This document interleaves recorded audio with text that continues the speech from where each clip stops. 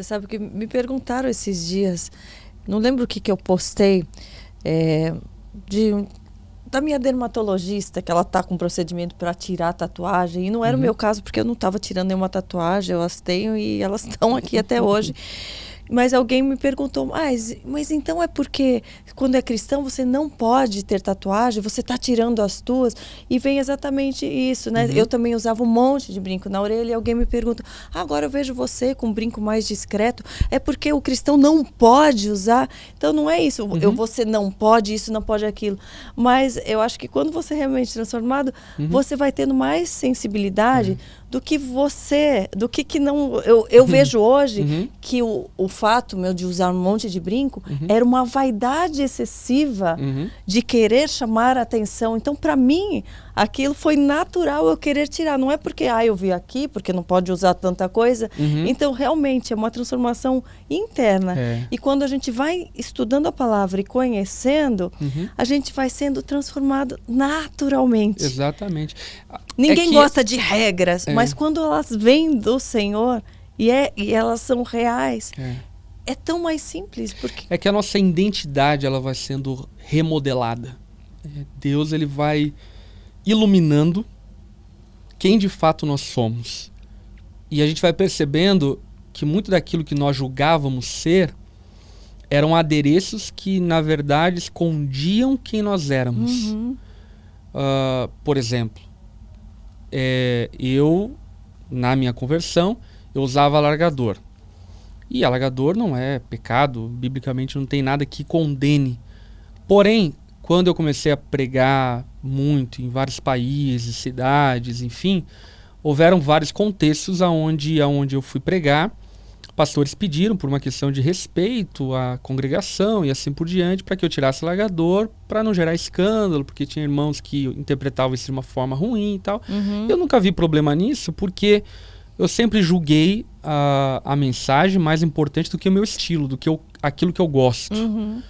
Até que chegou um tempo da minha vida em que eu percebi, não que era pecado, mas eu percebi que estava mais atrapalhando aquilo que Deus estava me chamando para fazer do que cooperando. E quando eu percebi isso, eu prontamente disse, não vou mais usar. Inclusive estava com meu amigo... Virar algo tão menos importante, sim, né? Esse é o ponto. Não é pecado certo, errado. É que é menos importante. É menos importante do que ter a presença de Deus, é menos importante do que a minha família. Por exemplo, jovens que vêm me perguntar sempre, né, sobre tatuagem, porque eu tenho bastante tatuagem. E aí o que eu sempre digo a eles, né? Olha, biblicamente, você não vai encontrar respaldo bíblico nenhum para afirmar que a Bíblia diz que tatuagem é pecado. Agora, por exemplo, se teu pai está te dizendo para você não fazer tatuagem, a pergunta é, você ama mais a tatuagem ou o teu pai? Porque se você ama mais o teu pai, então não faz sentido você fazer tatuagem. E por amor, vale a pena abrir mão de algo efêmero, algo transitório, algo banal em certo aspecto, por amor ao seu pai. Então não é uma questão de letra da lei. É uma questão de que fomos preenchidos com uma alegria tamanha que a gente pode abrir mão, inclusive, da nossa liberdade.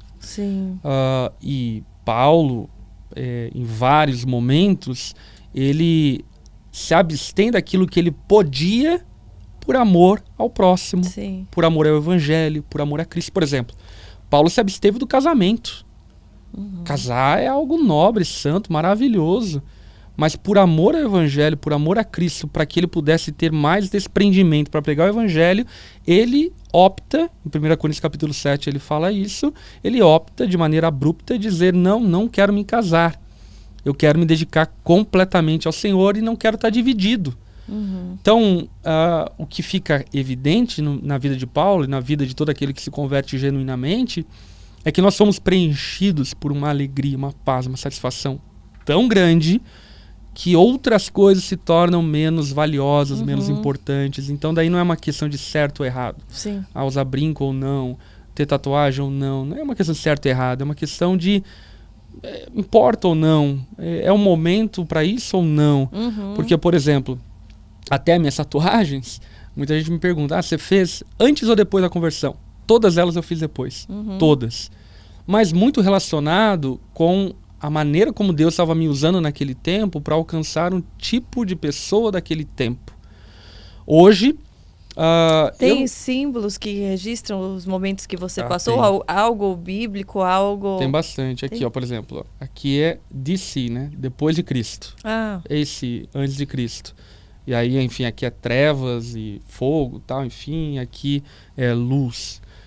Esse braço aqui é um desenho do juízo final. Eu tenho nas pernas uma ovelha, um cajado, ilustrando ali o Salmo 23. Na outra tem um cálice de vinho e um ramo de trigo, simbolizando a Santa Ceia. Tenho nas minhas costas crucificado, na barriga Jesus Cristo. Tenho mais algum... tenho aqui também, Alfa e Ômega. Então, todos têm um simbolismo cristão. Foram importantes no momento do ministério. E eu gosto, acho legal tatuagem. Mas hoje, por exemplo, não é mais do meu interesse, sabe? Não é porque eu acho pecado ou não, mas eu não me interesso mais e nem quero apagar também as que eu tenho. É tipo, ok, não, esse não é o motivo da minha vida. Acho que esse é o X da questão. E como outras várias coisas, né? Cristo se tornou o motivo da minha vida. Ele é a razão de eu levantar, de eu dormir. Eu quero servir a Ele, eu quero agradar a Ele. E se eu tiver que abrir mão de qualquer coisa para isso, eu abro. E vem também, né, aquela passagem que nos fala, né, que usam também erroneamente, que a gente deve deixar tudo, dar tudo que a gente tem para servir a Cristo. E tem gente que fala para mim, quero ver você dar sua casa, seu carro. Tá fácil falar porque você tá bem de vida. Só que eu entendo exatamente isso, porque aquilo não ocupa o lugar de Cristo. Ele não está em primeiro lugar na minha vida. Eu batalhei, eu tenho uma posição hoje em dia tranquila financeiramente, mas eu não coloco aquilo como meu objetivo, não coloco naquilo todas as minhas forças. E eu tenho certeza que se fosse assim, o pobre então não teria que abrir mão de nada. Não mas essa é uma ideia... Uma ideia errada. Olha, eu vou fazer um comentário bem onde audacioso. está a nossa riqueza, o que é mais precioso para a gente. Mas na verdade né? Isso é um comentário invejoso de pessoas que não compreendem as escrituras e usam elas para justificar a sua inveja. Se Cristo me pedisse, ou te pedisse, eu quero crer, qualquer coisa, de fato e verdade, nós daríamos porque a nossa vida já é dele. Então tudo é dele. Agora, a grande questão é que, por exemplo, para o jovem rico, especificamente, Jesus pediu tudo que ele tinha. Mas, para outros, como, por exemplo, Nicodemo, Jesus não pediu. Para Pedro, Jesus pediu as redes. Para cada um, Jesus pede de acordo com os seus ídolos. E acho que esse é o ponto crucial. O que acontece é que nada... absolutamente nada, ninguém, nem alguma coisa pode ocupar o lugar de afeição, de dependência, de reverência, de amor que deve pertencer somente a Deus.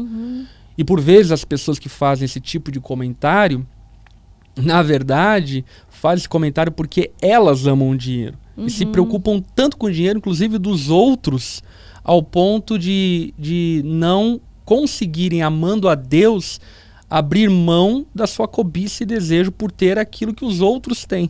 E por isso, então, acabam colocando um jugo sobre os outros que elas mesmas não estão dispostas a carregar. Sim, então... É uma hipocrisia velada. É isso aí. Não importa o quanto que você tem no banco, importa onde você tem colocado a sua adoração, né? Onde você tem colocado... Onde está seu coração. Onde está seu coração. Agora é óbvio, a gente não pode também...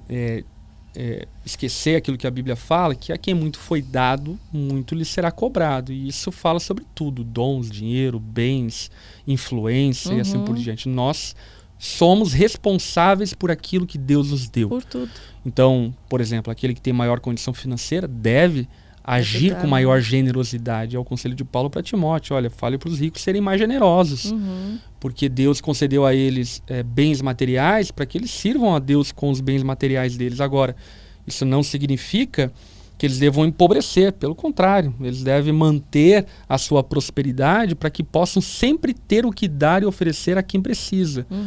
Ou, por exemplo, aqueles que têm influência receberam do Senhor essa graça e devem usar a sua influência para levar amor, para levar esperança, para levar salvação para aqueles que de alguma forma são influenciados por Ele.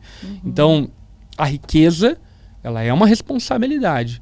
E ela é uma responsabilidade que deve ser gerida e administrada de tal maneira que Deus seja glorificado através do recurso que nós temos, seja tempo, dinheiro, influência, amizade e por aí vai. Incrível esse trechinho, né? Agora imagina como está o episódio completo. Clica aqui para conferir. Você está sabendo do nosso clube exclusivo de membros? Clica aqui em Seja Membro e conheça todos os benefícios que estão esperando por você.